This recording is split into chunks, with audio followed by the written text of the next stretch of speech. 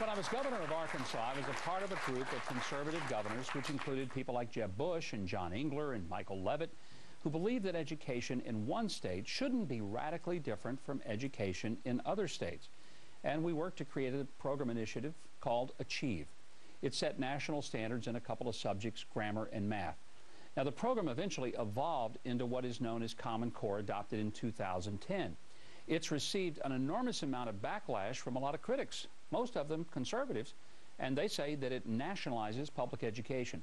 One of the critics is the founder of the president of the Education Action Group, Kyle Olson, and Kyle joins me now. Kyle, thanks for coming today to talk about Common Core. Thank you for having me. It's very controversial. I've had so many people think that, that I've about kind of gone to the devil because, I'd been supportive of the basic notion.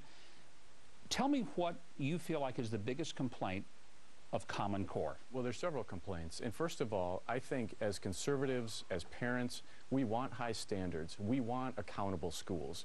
But the problem is this goes well beyond that. To me, one of the biggest problems is data mining. What is happening is the federal government is recommending that states collect over 400 different sets of data on students.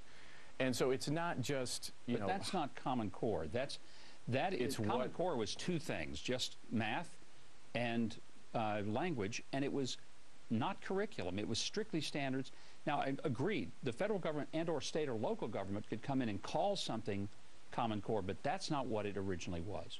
Correct. Well, it may not be what it originally was, but it is what it is now, and the data mining is what holds it all together. And so, I believe technology is a good thing in schools, and I believe assessing where kids are at is critical. But what some of the points that they are recommending that schools collect include religious affiliation, medical results, voting history, things that go well beyond how a child is doing in the classroom. And when the Democrats were in charge of the Congress in 2010, they changed the student privacy law, which then gives the federal government and private companies access to this information.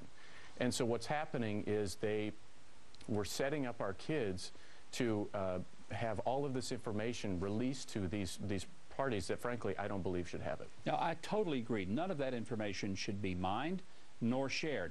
But let me just point out that that is an entity called Common Core of Data, which is not Common Core, the standards, which is a state initiative. So those are two totally separate things, but they have the same term, but they are not the same. But they are all going together, and that's the problem, is you can't just simply have the standards without all of these other things, because Arne Duncan and the NGA and all of the other groups that are promoting this won't let that happen. I mean, you look at what Arne Duncan is doing now, and he's going into states like California and telling them what they can and cannot do. And it all evolves around Common Core. And so I agree with you. We should have high standards. We should have high expectations for students and teachers. But there are better ways to do it. Because what's happening is it's implied that Common Core is the only way to get there, and I disagree with that. Well, and Common Core is not a pathway, it's a goal. And Arne Duncan, who's the education secretary under President Obama, he has his own agenda, but Common Core is a state initiative. It is not a federal initiative. The feds don't control it, the states do.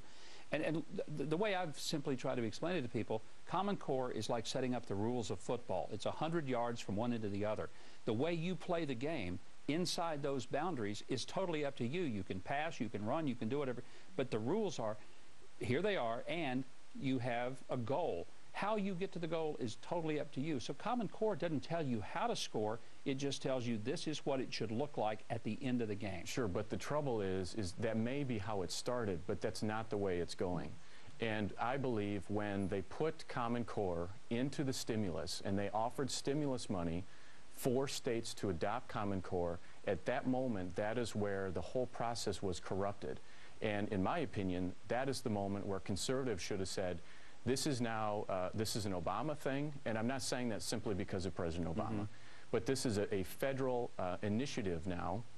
This is being pushed by the federal government, and it's corrupted, and we should be looking for something else. What we should hope for is that the governors have a responsibility to take this back. That's right. And take it over and get it back to what it was intended to be, because that's what should happen. Kyle, thank you very much. Thank you very much. Great to have you here.